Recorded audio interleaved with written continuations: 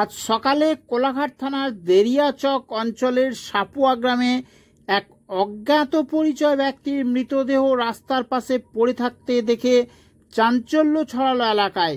এই মৃতদেহটিকে প্রথমে স্থানীয় এক ব্যক্তি দেখেন, তারপর ওখানে অসংখ্য লোক মৃতদেহটিকে দেখার জন্য জমায়েত করে। পরে জানা যায় এই মৃত ব্যক্তির নাম নিখিল সাঁতরা, বাড়ি বাঁকুড়াচক গ্রামে। গতকাল পারিবারিক গোলমালের জেরে ঘর ছেড়ে বেরিয়ে আসেন তিনি। তারপর থেকে এই ব্যক্তির খোঁজ পাওয়া যাচ্ছিল না। কিভাবে এই ব্যক্তির মৃত্যু হয়েছে তা জানা যায়নি। সম্ভবত তিনি আত্মহত্যা করে থাকতে পারেন। তদন্ত করছে পুলিশ। কোলাঘাট থানার পুলিশ এই মৃত ব্যক্তিকে উদ্ধার করে নিয়ে গেছে বলে জানা গিয়েছে। গত পরশু অবধি বাড়িতে ছিলেন, কালকে সকালে বাড়ি থেকে বেরিয়ে কারখানাতে এসছে। এবার হচ্ছে মাঝে সাঝে একটু দূর ড্রিঙ্ক ফিং করে। হ্যাঁ, এবার কালকে কারখানাতে ভাইপো দেখে গেছে, মানে ওর ছেলে, বড় ছেলে, সে আমার ভাইপো হয়। আর যে মানে বাড়িতে কারখানায় কাজ করে উনি, জাঙ্গিয়া হুঁশিয়ারি কারখানা, নিজস্ব কারখানা আছে, সেই কারখানা বড় ছেলের কারখানা, তার কারখানাতেই কাজ করে।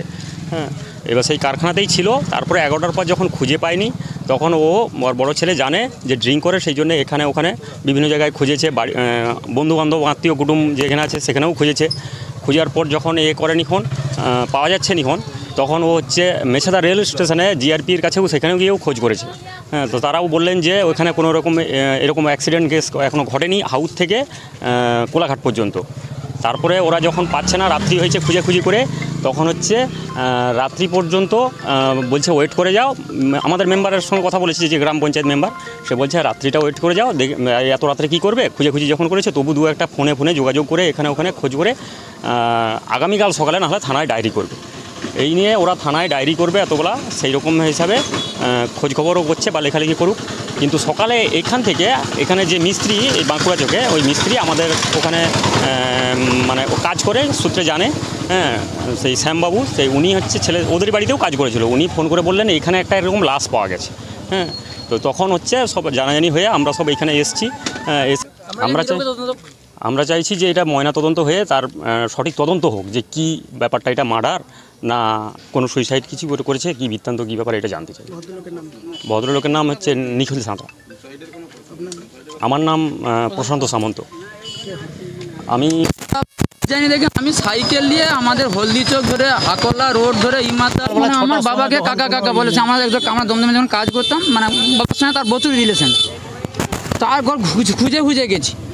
সে বলে না কাকা তো আসেনি।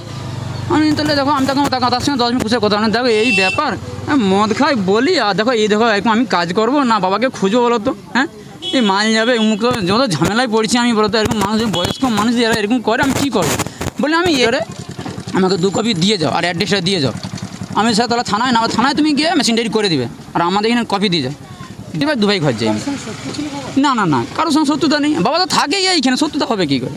সে যদিও মদ খায়, সে কাউকে গালাগালিও করেনি, মারেও নি, কিছু বলেও নি। কি মনে হবে সেটা পুলিশ তদন্ত করলেই বলবে।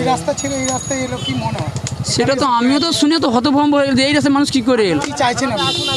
কি চাইবো আমি, সে রাস্তা দিয়ে, যে রাস্তায় 99% ও বললো যে যায়, আইনের কাছে চাইছি এটা তদন্ত হোক।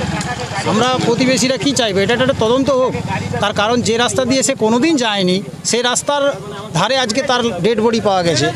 মানে এটা আমরা এটাও চাইছি যে এটা কি করে হতে পারে, যে লোকটা এই রাস্তা দিয়ে কোনোদিন যায় না, আজকে হঠাৎ সেই লোকের ডেড বডি সেই রাস্তার ধারে পড়ে আছে। এটার জন্য আমরা পুলিশের কাছে খবর দিয়েছি এবং পুলিশের কাছে চাইছি যে যাতে একটা কোনো ব্যবস্থা করে, যে কীভাবে হয়, কীভাবে হলো এটা, সেই তদন্তটা তারাই করবে। আমার নাম রাজকুমার সাঁতরা, আমার বাবা হয়, আমি বড় ছেলে।